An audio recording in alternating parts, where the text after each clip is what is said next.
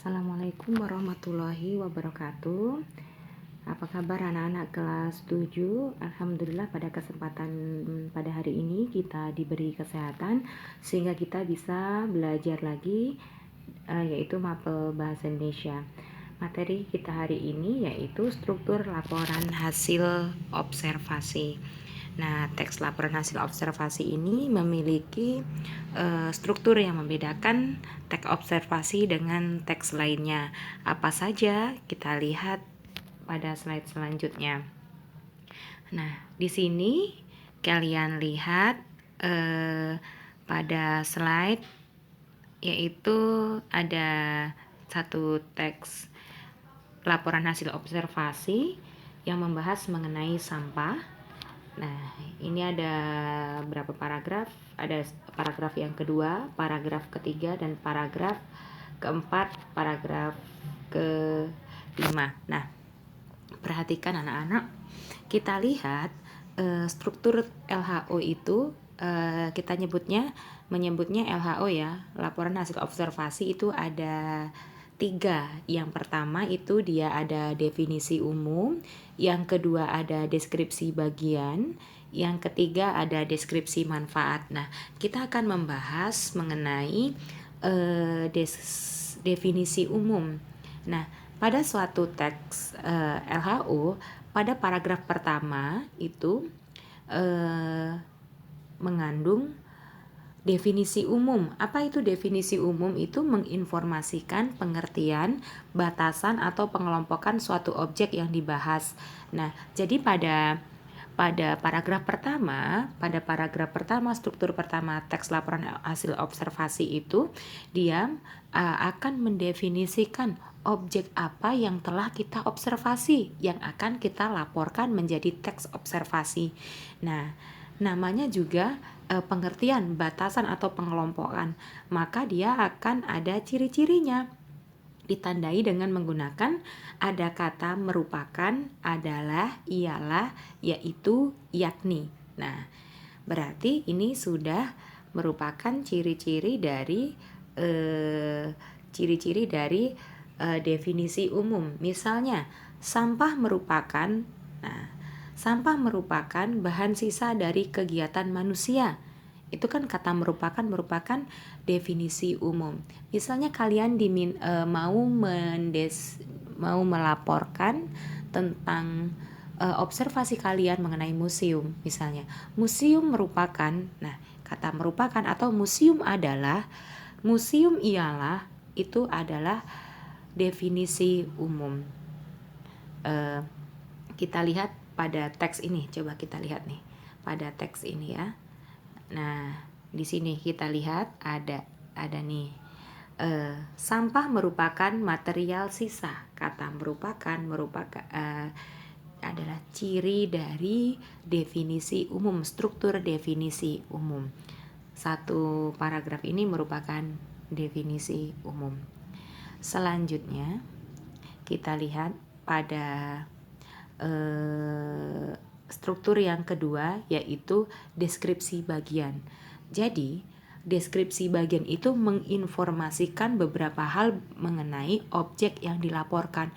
Jadi, kalau definisi umum tadi dia hanya mendefinisikan objek secara umum, tapi kalau deskripsi bagian itu dia akan menjelaskan secara rinci objek yang telah kalian observasi, yaitu cirinya dilaporkan bisa dari segi ciri fisik, perilaku, rincian akibat, tempat, waktu. Misalnya, kalau kalian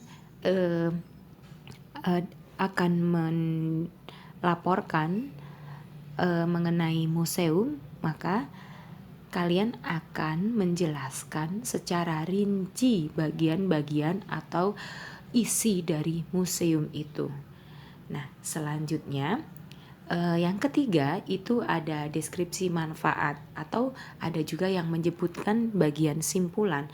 Nah, deskripsi manfaat ini menjelaskan manfaat atau dampak dari objek yang dilaporkan. Jadi manfaat apa atau simpulan apa? Apa sih simpulan yang kalian berikan dari hasil observasi itu, dari objek yang kalian observasi? Nah, untuk lebih jelas kita lihat pada contoh. Pada contoh teks sampah tadi ya. Pada contoh teks sampah kita lihat ini.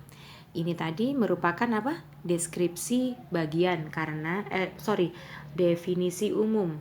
Di sini ada ya kata merupakan. Sampah merupakan material sisa yang tidak diinginkan setelah berakhirnya suatu proses. Sampah dapat bersumber dari alam, manusia, konsumsi nuklir, industri dan pertambangan. Sampah di bumi akan terus bertambah selama masih ada kegiatan yang dilakukan oleh baik alam maupun manusia.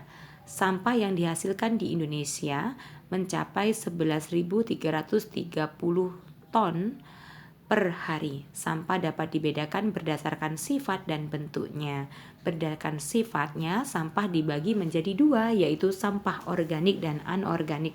Nah, di sini mengapa di sini disebut sebagai definisi umum? Karena di sini masih menjelaskan sampah secara umum, ya, belum dijelaskan secara rinci, maka disebut sebagai definisi umum. Selanjutnya, nah pada bagian ini sudah termasuk deskripsi bagian. Mengapa disebut sebagai deskripsi bagian ya? Kita lihat nih, sampah organik akan mudah membusuk seperti sisa makanan, sayuran, daun-daunan kering dan sebagainya. Sampah ini dapat diolah menjadi kompos. Sedangkan sampah anorganik merupakan sampah yang tidak mudah diuraikan atau undegradable. Nah, jadi di sini dia sudah menjelaskan bagian-bagian dari sampah. Ada sampah organik, dijelaskan dengan contohnya. Nah, ya kan? Dijelaskan dengan contohnya. Digunakan untuk manfaatnya sampah organik itu bisa dijadikan kompos. Terus di sini juga dijelaskan juga mengenai sampah anorganik. Di sini sudah menjadi bagian-bagian dari sampah dan sudah dijelaskan secara rinci, makanya disebut sebagai deskripsi bagian. Kita juga lihat pada teks selanjutnya. Nah, pada teks selanjutnya ini, pada paragraf ketiga ya, ini juga termasuk deskripsi bagian. Kenapa? Di sini kita lihat selanjutnya sampah anorganik. Nah, kan di sini paragraf ketiga ini menjelaskan secara rinci sampah anorganik, ada contohnya. Terus ada sampah ini bisa digunakan untuk apa saja, bentuknya apa saja. Nah, ini sudah termasuk deskripsi bagian ya. Harus diingat nih, harus deskripsi bagian, dan paragraf kedua tadi juga termasuk deskripsi bagian. Kita lihat pada paragraf selanjutnya. Pada paragraf yang keempat ini kita lihat, selain sampah padat, sampah juga ada yang berbentuk cair. Ini kan dia menjelaskan bagian-bagian sampah.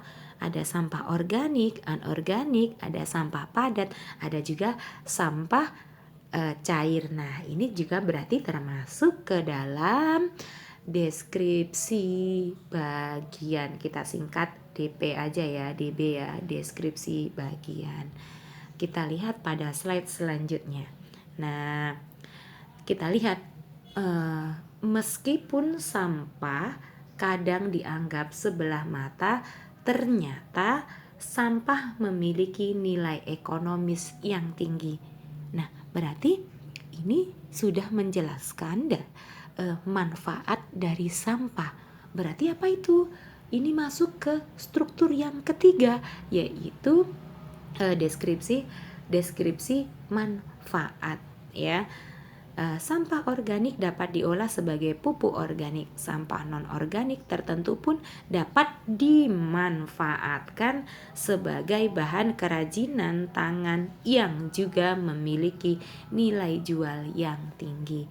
Nah, ini termasuk ke dalam deskripsi manfaat, yaitu karena sudah menjelaskan manfaat dari sampah. Nah, baiklah anak-anak, sekian penjelasan dari Ibu.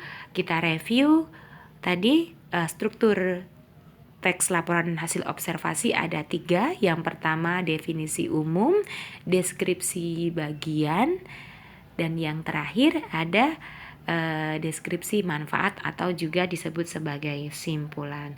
Terima kasih, tetap semangat. Assalamualaikum warahmatullahi wabarakatuh.